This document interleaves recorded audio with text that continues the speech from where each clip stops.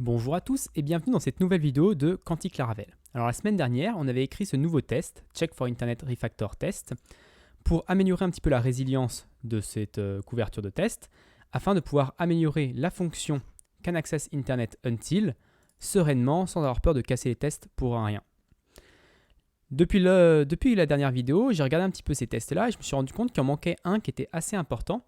C'est celui, si un client n'a qu'un abonnement futur, donc il n'a pas d'abonnement actuellement, et Can Access Internet Until devrait retourner nul. Or, si je lance mes tests aujourd'hui, comme ça, ça ne fonctionne pas. En fait, actuellement, le Can Access Internet Until me renvoie la fin de l'abonnement valide. Donc il y a un petit bug, c'est pas un bug important parce que dans les faits, je vérifie toujours si la personne a un abonnement valide actuellement avant d'appeler la fonction Can Access Internet Until, mais ça serait bien de profiter un petit peu du refactor et de l'amélioration pour améliorer justement, pour réparer ce petit bug. Alors avant toute chose, je vais commenter ce test parce qu'on va d'abord essayer d'améliorer le code en ayant tous les tests au vert et ensuite on verra comment améliorer, comment résoudre ce problème. Donc là, je vais relancer mes tests, vérifier qu'on est bien au vert, tout est bon et je peux sauter sur le code et commencer à refactor. Alors si on regarde tout d'abord, on a un tableau vide, un for each, un if et ensuite on remplit le tableau vide à partir de ces données. Donc quand on a un tableau vide for each if et qu'on remplit un tableau vide, ça veut dire qu'on a un filter. Donc si je prends par exemple, copie-colle ce filter là pour gagner du temps, je peux faire this package filter et il n'y a plus qu'à compléter avec mon if. Donc le isPaid il y est déjà.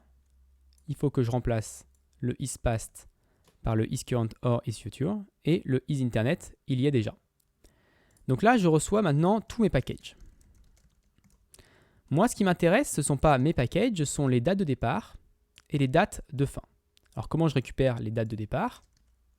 Je peux faire start égale packages pluck start. Donc, ça me permet de récupérer l'attribut start, chacun des attributs start de tous mes packages. Et pour la date de fin, c'est la même chose, ends, et je pluck end. Donc, maintenant que j'ai récupéré tous mes tableaux, toute cette partie-là, elle est faite. On a un tree ici de start, donc je peux directement le chaîner ici en mettant avec la fonction sort qui permet de trier un tableau, trier une collection. Donc là, ça c'est fait. Et maintenant, il nous reste un petit peu la partie un peu plus complexe.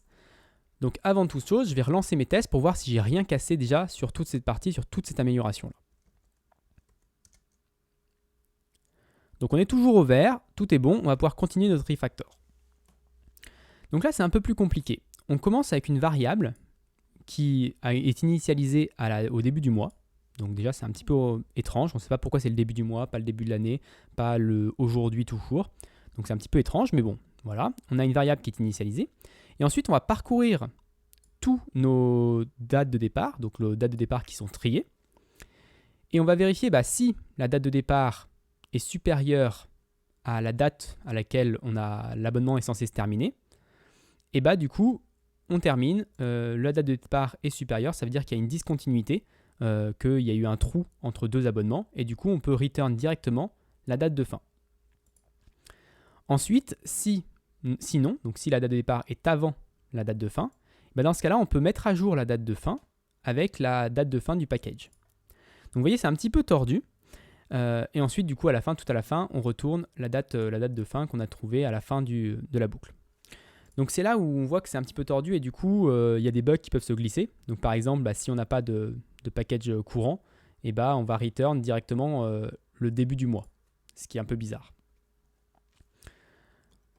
Donc comment on va faire pour améliorer ça ? On peut utiliser une fonction qu'on n'a pas vue encore qui s'appelle reduce. Alors cette fonction, c'est un petit peu la fonction ultime. C'est la fonction qui permet de tout faire. Et en fait, ça se rapproche beaucoup juste d'un for each en fait. Ça se rapproche d'un for each avec une variable qui va être modifiée à chaque tour de boucle. Donc c'est exactement ce qu'on veut faire ici. On a un for each avec une variable qui va être modifiée à chaque tour de boucle. Donc comment ça se présente un for each ? On a juste à mettre un for each, un reduce. Donc j'ai mis juste à mettre reduce. Ça prend une fonction anonyme. Et en deuxième valeur, ça prend la valeur de départ de notre variable qui va être modifiée à chaque tour de boucle. Donc la valeur de départ pour nous, ça va être start of month. Ensuite, la fonction anonyme de reduce, elle prend deux valeurs. Donc la valeur qui se balade, donc nous c'est last paid, et la valeur du tableau de la boucle. Donc nous, ça va être $package. Ensuite, on va pouvoir faire la même chose que ce qu'il y a dans la boucle ici. Donc si $start est supérieur à lastPaid, donc si $package start dans notre cas est supérieur à lastPaid, dans ce cas-là, on return lastPaid. Sinon, on return, ou du coup on remplace lastPaid, donc dans la fonction reduce, remplacer lastPaid ça veut dire return. Et bien dans ce cas-là, on return le valeur de fin du package. Donc là, dans ce cas-là, return package end. Donc là, on a juste un tout petit détail à régler, c'est qu'on n'a pas trié. On a perdu dans l'histoire, on a perdu le sort. Donc il faudrait que je trie avant de faire mon reduce. Et nous, on trie sur les dates de départ. Alors comment on trie par date de départ? On peut utiliser la fonction sortBy qui prend une fonction anonyme, qui prend un package, et là on va faire return package start. Donc ça permet de trier par date de départ. La fonction sortBy, elle fonctionne exactement de la même manière que la fonction map ou filter. Ça veut dire qu'on peut l'utiliser de cette manière-là aussi. Donc ça permet de simplifier notre code. Donc au lieu d'avoir notre fonction anonyme ici, on va juste pouvoir faire sortBy start. Maintenant, notre fonction reduce, elle va nous retourner $lastPaid, donc exactement ce qu'on avait ici. Et donc on va pouvoir return directement de toute cette chaîne-là, on va pouvoir return au lieu de sauvegarder $packages. Donc maintenant, on n'a plus qu'à lancer nos tests et voir si on n'a rien cassé, en espérant qu'on n'ait rien cassé. Et là, tout est au vert. Donc là, on a bien amélioré quand même notre code. On n'a plus besoin de tout ça. Et ça, c'était notre implémentation précédente. Donc, qui était un petit peu plus longue. Elle faisait, si on copie-colle là, elle faisait 22 lignes. Et celle-là, elle fait plus que 14 lignes. Donc, on a un petit peu gagné en espace. Et c'est peut-être plus ou moins lisible. Alors ça dépend des personnes. Il y a des personnes qui n'aiment pas du tout le reduce. Parce que c'est quand même quelque chose, un concept assez avancé, qui est peut-être un peu perturbant quand on n'a pas l'habitude de l'utiliser. Et donc des fois, dans une équipe, il vaut mieux utiliser un for each. C'est peut-être un petit peu plus long, c'est peut-être un petit peu moins glamour, un petit peu moins joli, mais au moins ça fait le taf. Et si quelqu'un ne connaît pas la programmation fonctionnelle, il comprendra le for each, alors que le reduce, peut-être qu'il prendra un petit peu plus de temps à comprendre. Une dernière chose avant de clôturer cette vidéo, c'est qu'on n'a toujours pas réparé notre test que j'avais commenté ici.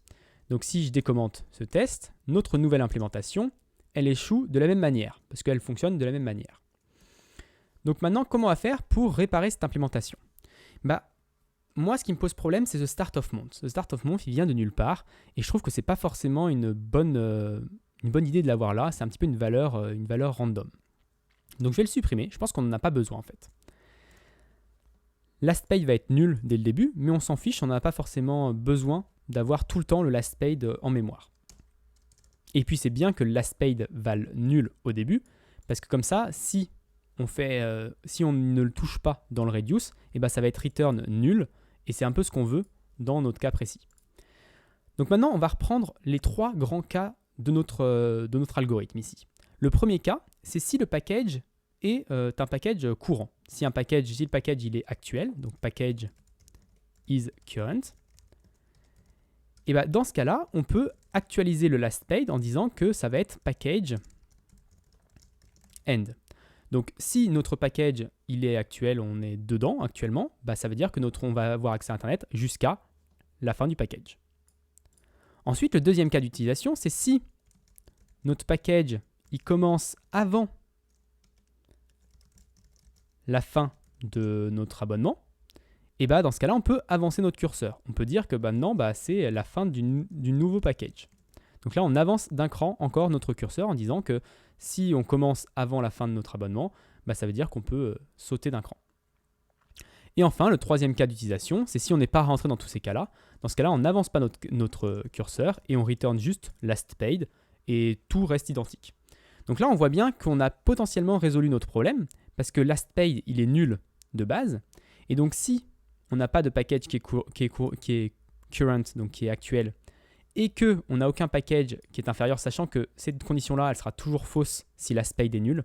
Une date est inférieure à nul est toujours faux, donc on ne rentrera jamais là-dedans. Donc on va toujours return nul. Donc on va faire tout le tour de boucle en return nul, nul, nul, nul, nul, ça ne va jamais changer, et on va return nul de notre fonction canAccessInternetUntil. Donc on peut tout de suite vérifier ça d'ailleurs avec les tests. Si je les lance maintenant, tout est au vert, donc on n'a rien cassé et en plus on a résolu notre bug. Donc voilà pour cette nouvelle implémentation de canAccessInternetUntil avec les collections. Comme je le disais juste avant, c'est pas pour tout le monde. Le Reduce, je ne suis pas sûr de le garder parce que c'est quelque chose qui apporte pas forcément de plus de lisibilité si on n'est pas familier avec cette fonction-là. Des fois, le for each est beaucoup plus lisible et je pense que dans une application, le plus important, c'est d'être lisible par tous plutôt que d'utiliser des concepts savants. Donc, je ne suis pas sûr de le garder, mais en tout cas, je vous ai montré au moins comment ça fonctionnait si on voulait vraiment le faire en tout fonctionnel. J'espère que cette vidéo vous aura plu. Je vous donne rendez-vous la semaine prochaine pour étudier une nouvelle partie de l'application Quantique Laravel.